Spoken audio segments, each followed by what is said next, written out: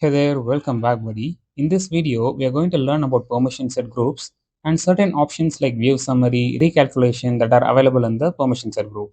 And also we are going to experiment certain crazy questions that I had in my mind. Can a single permission set group can have multiple permission sets of different user licenses? We are going to experiment this as well in this video.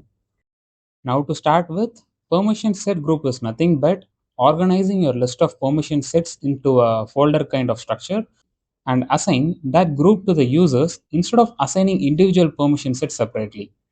In order for you to get the flavor of how permission set group is used in real-time projects, I took a screenshot from my current project for you to refer. Now the question is, why do we even need permission set group? Instead, we can assign the individual permission sets to the user, right? The answer is very simple. It helps us to organize the permissions and assign or revoke access easily. Then it also helps for security and compliance check.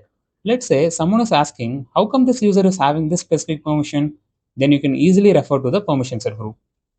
Now let's take a scenario. In ABC University, certain professors also act as a mentor. So for those users, we have to provide access for the case object because students' queries were recorded under this particular case object. Whereas professors who are not acting as mentors should not be having access to the case object. So this is what now we are going to achieve using the permission set group. Here you can see I have logged in as a professor and I'm not having access to any objects like students, staff, case and all. Now for you to demonstrate, I have already created two permission sets, one with ABC professor as a name and another with ABC mentor as a name. So here in this ABC professor, I gave access to the objects like students, student staff assignments, staff and all, whereas I haven't provided access for the case object. But in contrast, for the ABC permission set, I gave access for the cases object, whereas I haven't provided access for the student staff assignment, staff objects. Now we are going to create a permission set group and assign these two permission sets in that specific permission set group. So in order to create the permission set group, search for permission set groups in the setup, and here you can create the permission set group. Let me create one. So I'm naming it as professor and mentor, and it is always a best practice to give the description. You can give them as well. And also to know the importance or usage of this particular checkbox, check out my previous video. Let me just click on save. We have successfully created the permission set group. In order to assign the permission sets in this particular group, here we can see the permission sets in the group, right? Click on it and you can add the permission sets. Let me add them. So let me add ABC mentor and professor, and I'm clicking on add. Done. If you want to remove the permission set, it is very easy. Select the permission set that you want to remove and you can remove by clicking on this button. Fine. Now let's assign our user to this permission set group. Manage assignments, add assignment, and I'm assigning our professor user. Active users. Yeah, here it is. I'm assigning this permission set group. Now going back to the Edge browser where I have logged in as professor, let me hard refresh once. Now you can see this user gained access for student staff assignment objects along with the case object.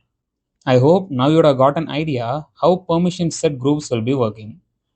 Now one question to you. Can we assign the object or field level permissions directly in the permission set group? Let's test them out. So I'm clicking on object settings. Now just to take an example, let's try assigning permissions for this accounts object. Now you can notice that there is no edit button for me to edit the permissions at all. Now comes the question, if we can't edit the permissions over here, why come they even have these options in the permission set group? So basically this will be providing you the summary of permissions that are available in your permission sets. Let's say I'm clicking on object settings, and now if I'm searching for staff, here you can see there's a read, create, all the access which we provided in ABC professor permission set. And if I'm searching for cases, here you can see the read access is there because this is coming from the ABC mentor permission set. If it is hard for you to come and check individually, there is a separate option. Let me just show you that. Here you can see view summary button, right?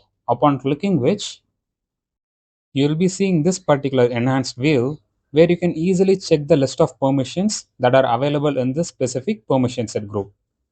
And also there is a button known as recalculate. Let me just show you that. And here there's a button known as recalculate, right? So the usage of this button is that, let's say you made some changes in the permission sets which are assigned in this particular permission set group. And if you wanted to manually recalculate, come here and click on this button.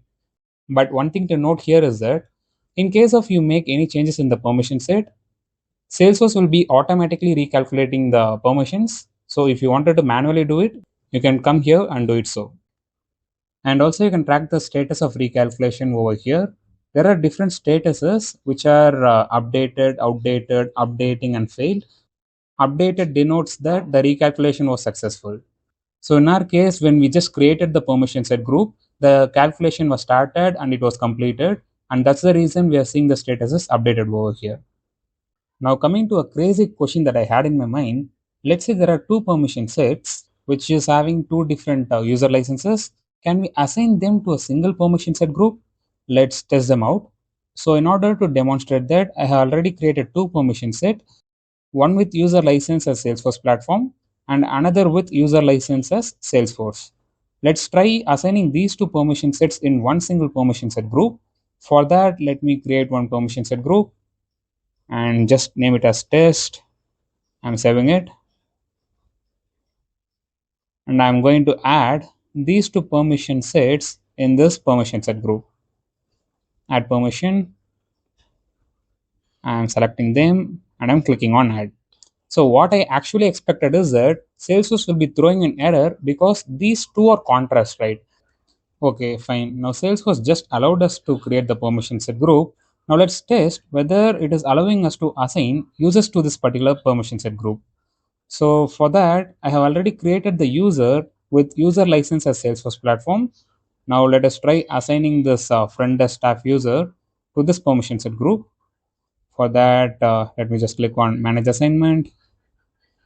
And I am trying to add that front desk staff user to this permission set group. And actually what I expected is that at least over here it will throw an error, but instead it allows us to assign the user. Now one another follow-up question that I had in my mind is that, let's say you're assigning some permissions in this permission set where the user license is Salesforce. Now do you think whether these permissions will be reflecting to this user where the user license is Salesforce platform? Let's check them out. For that, I'm going to assign certain permissions to this permission set. Let me click on object setting. And let's say I'm going to assign permission to the ratings object, ratings custom object, which is already there. Now here in the another browser, I have logged in as the front desk staff. Let me hard refresh it once. And here you can see, even though this particular user's user license is Salesforce platform, and we just assign the permission in the different permission set where the user license is Salesforce, still the user is gaining access to these objects because this particular permission set was assigned in this permission set group, and in turn this was assigned to this user. Now one another follow-up question. As we know, the Salesforce platform user license will not be giving access to objects like opportunities and all. Can we trick Salesforce by giving access in this particular permission set? Let's test them out. So here now I'm going to give permission for opportunity object. Let me click on edit. And I am giving some access to the opportunity and I'm trying to save the permission set. And yes, here Salesforce had a smart validation. It is saying that this permission set was assigned to this permission set group, and you have assigned this permission set group to a user whose user license is Salesforce platform. But in contrast, we are trying to give access to the opportunity. So Salesforce was like, I am blocking you from giving you this access. So smart, right? And yes, I hope you would have learned something new in this particular video. As usual, I do also have use case for this particular video, which is nothing but whatever we have demonstrated in this video. You are going to mimic the same in your instance. Make sure you are practicing this use case. And some of the interview questions that can be asked in this particular topic are listed over here for you to refer. And also I'll be leaving this particular PPT's link in the description for you to refer. And yes, that's it for this video. See you next video. Thank you. Bye-bye.